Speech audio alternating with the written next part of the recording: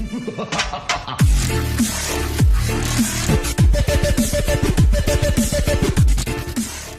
guys, what's up? It's me, Wesley, and today I'll be giving an up-to-date review on the game Wizard101. I know it's kind of late to be giving a review on this game. It's been out for like 6 years, and I've been playing it for about 6 years, but there's so much that has come out in the game that I wanted to give my honest review on the game as a whole.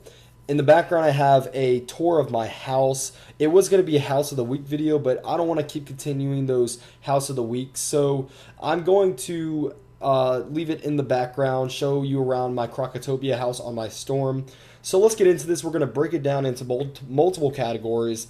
Let's start with plot. Now, the plot of Wizard101 is you are a student of Ravenwood. Merle Ambrose has summoned you to save the Spiral, and you're fighting off Cyrus Drake's evil brother Malistaire. The plot is very good.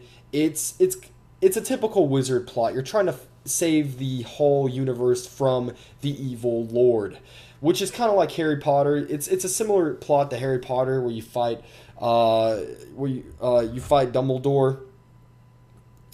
Not Dumbledore. What am I? Not Dumbledore's the good guy. I mean, wait a second, Voldemort. So in Harry Potter, you go to the school of Hogwarts, and then you train in magic and fight Voldemort. So it's a similar plot, and overall it's a very good plot in Wizard101. It's simple, it's not too confusing, it doesn't have a ton of different plot twists, so you won't get confused, and of course it's a kid's game, so it's not going to be anything too confusing. Let's get into the next category, which is combat. Combat has always stayed true to the game.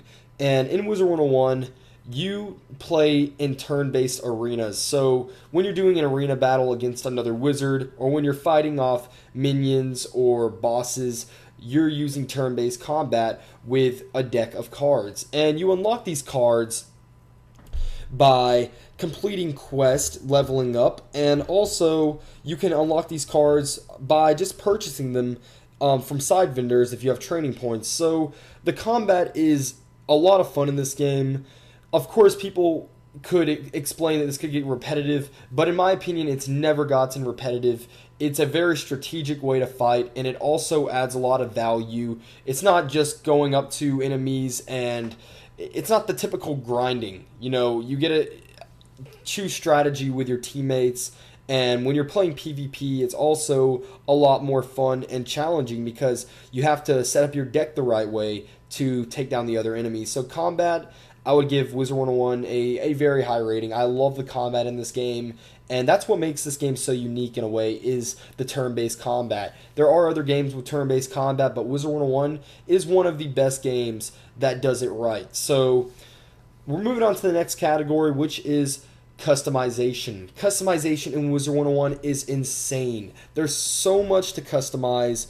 At first, you might be like, well, there's not a lot of options for my wizard's hair or my wizard's face, because there's honestly not. Let's face it. When you start off with your basic wizard clothes, you're thinking, why can't I use different clothes, or there's not a ton of color changing or options. But when you get into the game, you start noticing the variety of clothing. Each different world has clothing that's varied. You start off with a Wizard City clothing, looks like a typical wizard dress. Then you move on to Crocotopia. You start getting more mummified and more Egyptian, and it looks awesome. And each world has a different style, has a different feel to it. Like Mushu, you have ninja clothing. Dragonspire, you have kind of this like warlord type feel, badass. So customization is amazing in Wizard101. There's a ton of different spells, ton of different wands. There's badges that can make your wizard stand out and also give you a reason to show off. And another customization is the class options. There's 7 classes: Life, Death, Myth, Storm, Fire, Ice, and Balance. And all these classes offer a wide variety of spells. Each class is very different, and you can experience many different classes. There's a high replay value in this game, so it will be worth going back and trying different classes. Trust me, I've made a ton of wizards, and you'll have to see which class fits you the best. But each class offers different cards, different strategies, different setups, and of course, each class gives pros and cons, such as Storm has very low health, very high fizzle rate, but it also has some of the highest attacks. And then you have Life, which has a very high accuracy rate, 90%. But then again, the attacks are reduced. You have a lot of health, but you do get a heal, and that's one of the main perks of Life. That is the main perk of Life, is the healing capabilities. So now we're going to go to social aspect. Social aspect in Wizard 101 is very great. I mean, there's a ton of social ability here, and most of the game, maybe 50-60%, instead of questing, you'll realize that you're talking to your friends or hosting a party at your house. And of course, there's a lot of drama, so I can't give social aspect, the greatest rating, because this game, a lot of the players are either young or they're just rude. And you'll run into people that you don't like that are spreading drama about other people. If you have a long friends list, then if you're at somebody's house, somebody will be talking about another person doing something, and there's just a lot of drama. But with the social aspect category, leaving out the drama, there's a ton of social capabilities here. You can add people, you can Skype people out of the game, you can you can get to know people, and I would highly first suggest knowing the person. I wouldn't, talk to just anyone. You don't know who they are, so you want to get to know the person first. But overall, social aspect is great in this game, and you can spend most of your time questing with friends or just chatting with them in smaller areas like Wizard City or your house.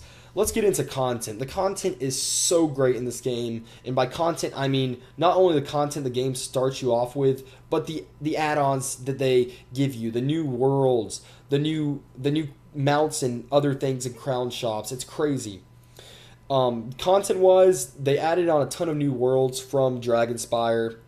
They added on Celestia, Avalon, Zafaria, Chrysalis. So many worlds that you can just explore and put your time into. Not only do they have worlds, but content-wise, there's a lot of things to do, such as fishing. There's farming for pets and other items to sell. There's gardening. There's leveling your pets, leveling basically anything. There's collecting pets, and there's creating your own house. So there's so much to go into with content. I can't go over all of it, but for your money's worth, the content is insane, and you'll be using most of your membership trying to get through all the content. There's so much stuff to do in this game. So content, I would definitely give a 10 out of 10, no doubt. Now, there are restrictions. There are restrictions if you don't have a membership. That's the next category. Free to play. It is a free to play game, but then again, you can only go through most of Wizard City. You can't go to Firecat Alley, which is an area in Wizard City. You can't go to Cyclops Lane or Colossus Boulevard, or Haunted Cave. So it does restrict you on, not Haunted Cave, the Dark Cave. So it does restrict you on where you can go without a membership. Of course, you can play as long as you want, but it will start getting repetitive just walking around Wizard City and being done with all of the quests that you can complete. So you definitely will want a membership if you're going to want to continue playing.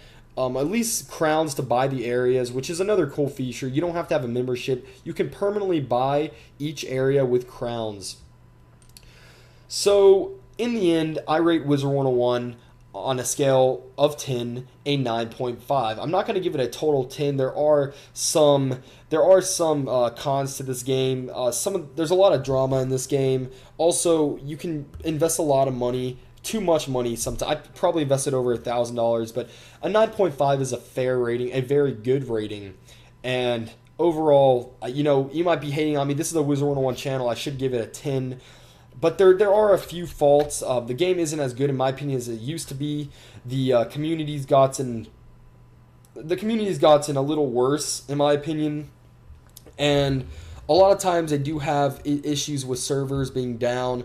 But other than that, Wizard 101 is an incredible game, an experience that you don't want to miss. And I would highly suggest buying a membership if you enjoy the free-to-play areas.